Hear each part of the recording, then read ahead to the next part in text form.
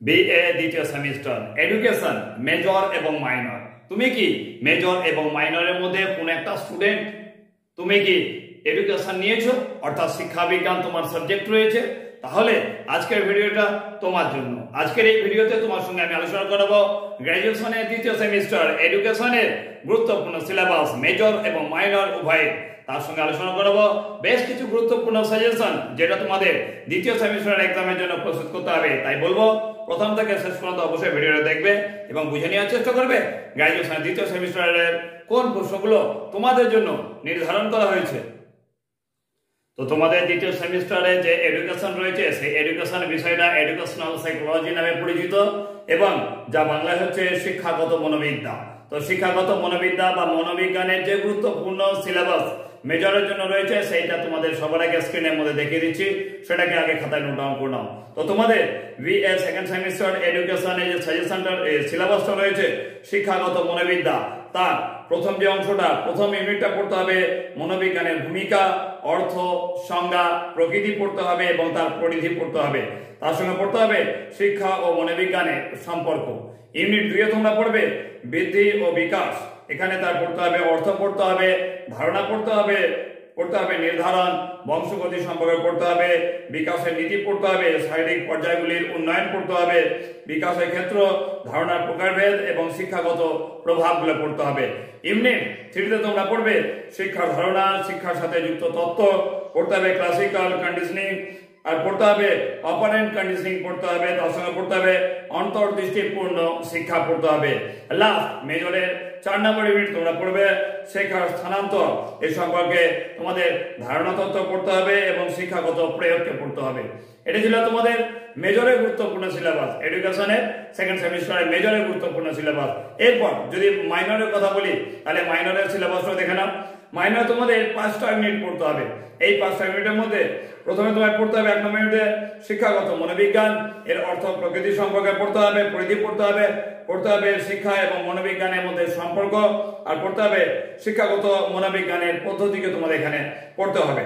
তারপর ইউনিট 2 তোমরা পড়বে বৃদ্ধি এবং বিকাশের অর্থ পড়বে, ধারণা পড়বে, একটি শিশুর বৃদ্ধির যে পর্যায়গুলো রয়েছে অর্থাৎ শৈশব, কৈশোর, বাল্য, এই সকল পর্যায়গুলো যে রয়েছে সেই পর্যায়গুলো তোমাকে এখানে পড়তে হবে। তার সঙ্গে শিশুর বিকাশের দিককে তোমাদের এখানে ইউনিট 2তে পড়তে হবে। এরপর ইউনিট 3 তোমরা পড়বে ব্যক্তিত্ব পড়বে, এখানে ব্যক্তিত্বের ধারণা এবং সংজ্ঞা পড়তে হবে, ব্যক্তিত্বের বিকাশ পড়তে হবে, ব্যক্তিত্বের ধরন এবং বৈশিষ্ট্যগুলো পড়তে হবে ব্যক্তিত্ব স্বাতন্ত্র্যের পার্থক্য পড়তে হবে, তার সঙ্গে পড়তে হবে ব্যক্তি স্বাতন্ত্র্যের যে পার্থক্য রয়েছে সেই পার্থক্যের কারণ কি রয়েছে। আর ইউনিট 4 তোমরা এখান থেকে পড়বে বুদ্ধিমত্তা পড়বে, তার ধারণা এবং সংজ্ঞা পড়বে বুদ্ধিমত্তা তত্ত্ব পড়তে হবে, দ্বি উপাদান তত্ত্ব পড়তে হবে, গ্রুপ ফ্যাক্টর পড়তে হবে এবং পড়তে হবে SOY পড়তে হবে। তার সঙ্গে পড়তে হবে বুদ্ধির যে অভিজ্ঞতা সেটা মৌখিক অমৌখিক যাই হোক না কেন তাদের ব্যবহারগুলোকেও তোমাদের এখানে পড়তে হবে। তারপর ইউনিট 5 এর যদি কথা বলি লাস্ট যে ইউনিট রয়েছে সেই ইউনিটে তোমার পড়বে শিক্ষণের ধারণা এবং তার প্রকৃতি পড়তে হবে শিক্ষণের সাথে যুক্ত বিভিন্ন উপাদানগুলোকে তোমাদের পড়তে হবে। তার সঙ্গে পড়তে হবে শিক্ষণের তত্ত্ব প্রচেষ্টা পড়তে হবে, ভুলের তত্ত্ব পড়তে হবে প্রাচীন অনুবর্তন পড়তে হবে। এই ধরনের বিভিন্ন রকম অংশগুলো রয়েছে, পরিণয়ন পড়তে হবে, পরিণমন পড়তে হবে, প্রেষণা পড়তে হবে, মাল্টিডিসিপ্লিনারি, এগুলো সবকে তোমাদের অবশ্যই পড়তে হবে তোমাদের মাইনরের গুরুত্বপূর্ণ সিলেবাস হিসেবে। এরপর দেখো তোমাদের সামনে গুরুত্বপূর্ণ কিছু প্রশ্ন যেটা মেজর এবং মাইনর উভয়ের জন্য প্রযোজ্য, যদিও বলতে পারি তবুও মেজরের জন্য মেনলি এই যে সাজেশনটা আমি দিচ্ছি।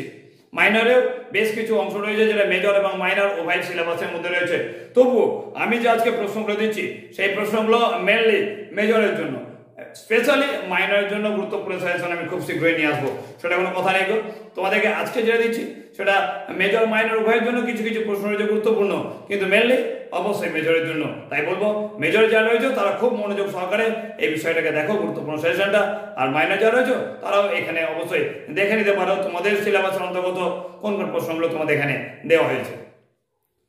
তো তোমাদের এখানে আমি মেজরের গুরুত্বপূর্ণ 13টা প্রশ্ন আমি বেছে নিয়ে এসেছি। হ্যাঁ, 13টা প্রশ্ন মেজর এবং মাইনর উভয়ের জন্যই, যদিও সমান গুরুত্বপূর্ণ নয়, যদিও মেজরের জন্য মেনলি গুরুত্বপূর্ণ। মাইনরের যে সিলেবাসটা তোমাদের মধ্যে রয়েছে সেগুলো তোমরা একটু দেখে নিও, আলাদাভাবে মাইনরের আমি গুরুত্বপূর্ণ সাজেশন নিয়ে আসবো। তো মেজরের জন্য বলতে পারি এই যে গুরুত্বপূর্ণ 13টা প্রশ্ন বেজেছে, এই প্রশ্নটা তোমাদের 5 নম্বর হিসেবে যেমন গুরুত্বপূর্ণ তেমনই অনেক ক্ষেত্রে দেখা যায় 10 নম্বর হিসেবে গুরুত্বপূর্ণ। তবে মেইনলি এই প্রশ্নগুলো 10 নম্বরের সবচেয়ে গুরুত্বপূর্ণ প্রশ্ন। 13টা গুরুত্বপূর্ণ প্রশ্ন তোমাদের সামনে স্ক্রিনে এক এক করে দেখাচ্ছি। এই প্রশ্নগুলোকে অবশ্যই তোমাদের সেকেন্ড সেমিস্টার এক্সামের জন্য প্রস্তুত করে রাখবে। তার প্রথম প্রশ্নটা তোমরা করবে মনোবিজ্ঞান কাকে বলে, প্রশ্ন করবে শিক্ষার সাথে মনোবিজ্ঞানের সম্পর্ক ব্যাখ্যা করো। 2 নম্বর প্রশ্ন মনোবিদ্যার বিভিন্ন শাখা সম্পর্কে আলোচনা করো। 3 নম্বরে গুরুত্বপূর্ণ প্রশ্ন করবে শিক্ষা মনোবিদ্যার জ্ঞান শিক্ষাকে শিক্ষাক্ষেত্রে সমস্যা সমাধানে কিভাবে সাহায্য করে তা আলোচনা করো। 4 নম্বর গুরুত্বপূর্ণ প্রশ্ন করবে জীবন বিকাশের বিভিন্ন স্তরগুলি আলোচনা করো।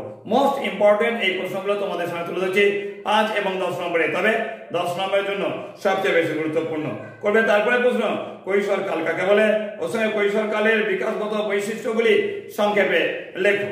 করবে তারপরে প্রশ্ন কৈশোরকালকে ঝড় ঝঞ্ঝাট কাল বলা হয় কেন, খুব গুরুত্বপূর্ণ প্রশ্ন। এই প্রশ্ন তোমাদের 5 নম্বর হিসেবে মেনলি তোমাদের পরীক্ষায় দিতে পারে, মেজরদের জন্য বলছি। তারপর করবে পরবর্তীকালে 7 নম্বর প্রশ্ন প্রথম 5 বছর শিশুর দৈহিক ও সামাজিক ও মানসিক বিকাশ কিভাবে হয় তা আলোচনা করো। করবে তারপরে প্রশ্ন শিখন কাকে বলে, এই প্রশ্নের সঙ্গে আরেকটা প্রশ্ন রয়েছে শিখনের বৈশিষ্ট্যগুলি লেখো। তোমাদের সামনে 9 নম্বরের গুরুত্বপূর্ণ প্রশ্ন দিয়ে তার আগে অবশ্যই বলে রাখবো যে এই গুরুত্বপূর্ণ সাজেশনটা যেটা তোমাদের সাথে তুলে ধরছি এডুকেশনের সেকেন্ড সেমিস্টারে, ফলে তোমার প্রিয় বন্ধু বান্ধব যারা তোমার সঙ্গে পড়াশোনা করছে তাদেরকে অবশ্যই এই সাজেশনটা বেশি বেশি করে শেয়ার করো। তো দেখো 9 নম্বর গুরুত্বপূর্ণ প্রশ্ন অনুবর্তন কাকে বলে, বুঝতে পেরেছো? প্রশ্ন করে রাখবে এই প্যাভলভের অনুবর্তন শিখন কৌশলটি বর্ণনা করো। 10 নম্বরের গুরুত্বপূর্ণ প্রশ্ন করবে সক্রিয় বা অপারেন্ট অনুবর্তন কাকে বলে, প্রশ্ন করবে শিশুর শিখনে অপারেন্ট অনুবর্তনের প্রভাব লেখো। নেক্সট গুরুত্বপূর্ণ প্রশ্ন করবে প্রজ্ঞামূলক শিখন সম্পর্কে আলোচনা করো। প্রশ্ন করে রাখবে শিখন সঞ্চালন বলতে কি বোঝায়। তারপরে নেক্সট গুরুত্বপূর্ণ প্রশ্ন করবে শিক্ষা সঞ্চালন বলতে কি বোঝায়।